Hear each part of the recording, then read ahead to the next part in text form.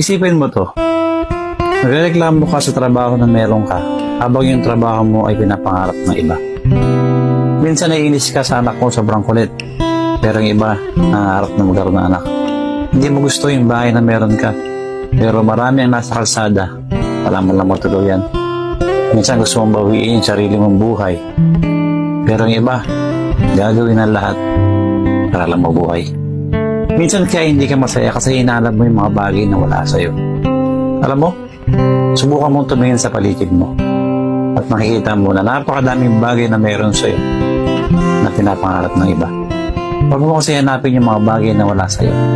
Sa halip, magpasalamat ka sa mga bagay na meron ka. Baguhin mo na yung kaisipan mo.